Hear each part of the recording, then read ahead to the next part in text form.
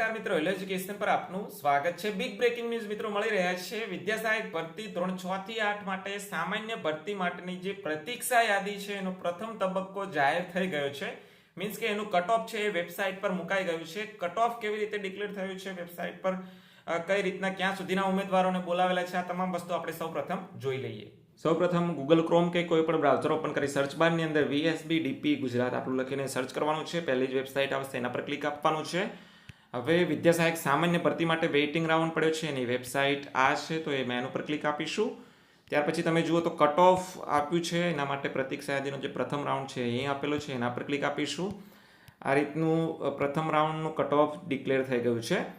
હવે જે કટ ઓફની અંદર વારો આવતો હોય આવા તમામ ઉમેદવારોએ કોલ લેટર ડાઉનલોડ કરી અને 11/2/2026ના રોજ જિલ્લા પસંદગી માટે બોલાવેલો છે। તારીખ, સમય અને સ્થળ છે ઉમેદવારોને કોલ લેટરમાં દર્શાવેલું હશે। કોલ લેટર છે વેબસાઇટ પરથી તમારે ડાઉનલોડ કરી લેવાનો છે, અત્યારથી સ્ટાર્ટ થઈ ગયું છે।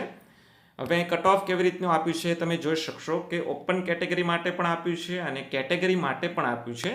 તમને સવાલ થાય, ખાસ તો ધ્યાનમાં એ રાખવાનું છે કે ઓપન કેટેગરીમાં તમારો વારો આવી જતો હોય તો ફરજિયાત તમારે કોલ લેટર ડાઉનલોડ કરી અને જવાનું છે। કોઈ ગાફેલમાં ન રહી જાય કે મારી કેટેગરીનું ઊંચું છે નીચું છે, આવું કશું કરવાનું નથી। આપણા વેબસાઇટ પર જઈ અને આપણે અકાઉન્ટમાં લોગિન થઈ જાઓ। તમે જે રીતનું લોગિન કરો છો એ રીતનું વેબસાઇટ પર લોગિન કરશો એટલે તમારે ત્યાં કોલ લેટર ડાઉનલોડ થતો હોય તો કરી જ લેવાનો છે। એટલે ભલે તમારું મેરિટ નીચું હોય કે ઊંચું હોય કે આપણે એકવાર લોગિન કરી લેવાનું છે। હવે ગણિત માટે જોઈએ તો ઓપન કેટેગરી માટે 74.0993 છે, SC માટે 72.86 ST માટે 66.7793 SEBC માટે 73.9933, ત્યાર પછી EWS માટે 74.28 49, ગુજરાતી માટે ઓપનમાં જુઓ તો 67.6414, ત્યાર પછી જુઓ અહીં SC માટે ગુજરાતીમાં રાઉન્ડ આપેલો નથી। હવે સીધો અર્થ એવો થાય કે તમારો ઓપનમાં વારો આવી જતો હોય તો SC ઉમેદવારોએ કોલ લેટર તમને મળેલો જ હશે, એ ખાસ ધ્યાનમાં રાખવાનું છે। એટલે તમારે ડાઉનલોડ કરીને અને પછી જવાનું છે, ભલે તમારી કેટેગરીનું મેરિટ પડ્યું ન હોય। ST માટે 64.4395, SEBC માટે 67.6271, ત્યાર પછી EWS માટે 67.8361, હિન્દીમાં તમે જો તો ઓપન માટે 64.8562, ત્યાર પછી SC માટે 67.0374, ST માટે 61.7988, ત્યાર પછી SEBC માટે 66.5965, EWS માટે 65.0667। એવી જ રીતે અંગ્રેજીમાં જુઓ તો ઓપન માટે 69.1681, ત્યાર પછી SC માટે 69.2702, ST માટે 65.1916, ત્યાર પછી SEBC માટે 68.9656, EWS માટે 69.1444, સંસ્કૃતમાં તમે જુઓ તો 67.7154 ઓપન માટે છે, SC માટે 67.5586, ST માટે 62.8514, SEBC માટે 67.4092, ત્યાર પછી EWS માટે 67.6749, SS માટે 71.4810, SC માટે 71.7374 ત્યાર પછી ST માટે 66.9001, SEBC માટે 71.4375, EWS માટે 71.6348 અને દિવ્યાંગતા જૂથમાં તમે જુઓ તો C કેટેગરી ગણિત વિજ્ઞાન માટે 65.1116 અને SS માટે પણ આપ્યું છે C કેટેગરીમાં 69.5179। આ રીતનું કટ ઓફ આવેલું છે, વેબસાઇટ પરથી પોતાનો કોલ લેટર છે ડાઉનલોડ કરી લેવાનો છે। હું બેક આવી જાઉં છું। હવે અહીં જુઓ તો તમે જિલ્લા કક્ષાએ ખાલી પડેલ જગ્યાઓ પણ આપી દીધી છે, એટલે ત્યાં ક્લિક કરવાનું છે। ડાઉનલોડ થશે ત્યાં સુધી થોડી રાહ જોઈ લઈએ। તો આ રીતની જગ્યાઓ છે બાકી વધી છે એવું અહીં આપેલું છે અને 2/6/2026 અહીં ઊંધી ડેટ આપેલી છે, એટલે આપણે ચેક કરવાનું રહેશે। 6/2/2026 એ પ્રમાણે છે। મૂળ આ રીતની જગ્યાઓ ખાલી અહીં જિલ્લાવાર બતાવેલી છે અને કઈ કેટેગરીની કેટલી જગ્યાઓ છે એ પણ બતાવેલી છે। તો આ રીતનું આપેલું છે, તમામ ઉમેદવારો અહીંથી ડાઉનલોડ કરી શકાશે।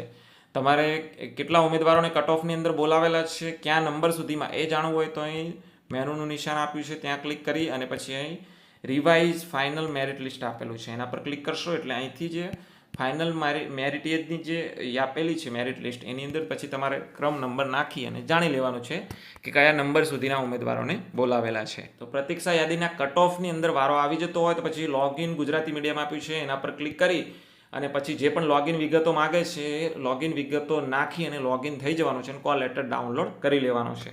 તો આ રીતે મિત્રો કટ ઓફ ડિક્લેર કરેલું છે। હવે કટ ઓફની અંદર આવતા તમામ ઉમેદવારોએ છે પોતાનો કોલ લેટર ડાઉનલોડ કરી લેવાનો છે। ડોક્યુમેન્ટ કયા કયા લઈ જવાના છે તમને વેબસાઇટ પર મેં બતાવ્યા છે અને એક ઝેરોક્સ લઈ જજો। ત્યાં કશું ઝેરોક્સની જરૂર નથી, ફક્ત ઓરિજિનલ ડોક્યુમેન્ટ ચકાસશે અને ત્યાર પછી તમને છે એ જિલ્લા પસંદગીનો ઓર્ડર આપશે. એટલે ત્યાં ઝેરોક્સની જરૂર નથી, પરંતુ આપણે સાથે રાખવા જરૂરી છે. ઓરિજિનલ ડોક્યુમેન્ટ છે એ ગાંધીનગર લઈ લેવાના નથી, ખાલી ચકાસણી જ કરશે અને જે તે જિલ્લા શિક્ષણ સમિતિએ તમે સ્થળ પસંદગીએ જશો ત્યાં તમારે ડોક્યુમેન્ટ જમા કરાવવાના થશે. એટલે અહીં ગાંધીનગર જિલ્લા પસંદગી કરવા જાઓ ત્યાં તમને ડોક્યુમેન્ટ તમારા લઈ લેશે અને જિલ્લાવાર કેટેગરીવાર જે પણ જગ્યાઓ છે એ તમને ત્યાં ગાંધીનગર ડિસ્પ્લે બોર્ડ પર બતાવેલી હશે. તમે જ્યાં પણ ઉભા હશો ત્યાંથી પણ તમને આ રીતની જગ્યાઓ છે એ શો થતી રહેશે. જિલ્લા પસંદગીની સંપૂર્ણ જે પ્રોસેસ છે એના માટે અલગથી મેં વિડીયો બનાવેલો છે, અત્યારે તમને કંઈ જણાવતો નથી. ત્યાં નંબર વાઇઝ બોલાવે છે હોલમાં, તમારા ડોક્યુમેન્ટ ચકાસે છે, ત્યાર પછી કમ્પ્યુટર વાળા જોડે જવાનું હોય છે. થોડો ટાઈમ પણ તમને આપે છે ફોન કોલ્સ કરવા હોય તો એ પ્રમાણે જિલ્લા પસંદગી માટેનો, અને પછી કમ્પ્યુટર વાળા ભાઈને તમે કહેશો તો જિલ્લો પસંદ કરી આપશે અને પછી થોડી વારમાં તમને જિલ્લા પસંદગી માટેનો ઓર્ડર પણ આપી દેવામાં આવશે. તો આ રીતની પ્રોસેસ હોય છે. શોર્ટમાં તમને જણાવી છે, વિગતવાર વિડીયો તમને આ વિડીયો ડિસ્ક્રિપ્શનમાં મળી જશે. વધારે કંઈ વાત કરતો નથી. બીજો રાઉન્ડ આવશે કે કેમ, આ બાબતે તમારે ખાસ ક્વેશ્ચન હોય છે અને એટલે જ ઘણા બધા વિદ્યાર્થી મિત્રો ઉમેદવારો છે આ વિડીયો જોવા માટે આવ્યા છે. મિત્રો ઘણાના મનમાં એવું હોય છે કે વિદ્યા સહાયક ભરતી જે 3 થી 5માં છે એમાં 2 રાઉન્ડ આવ્યા તો આમાં 2 રાઉન્ડ આવશે. આવું હોતું નથી. પરફેક્ટ આપણને ખ્યાલ આવે જ કે જગ્યાઓ બાકી રહે અથવા તો જગ્યાઓ ખાલી પડે છે તો બીજો રાઉન્ડ આવે છે.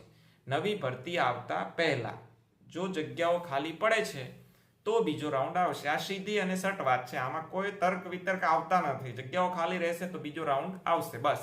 એટલે બીજા રાઉન્ડ માટેનો આ સ્પષ્ટ જવાબ છે.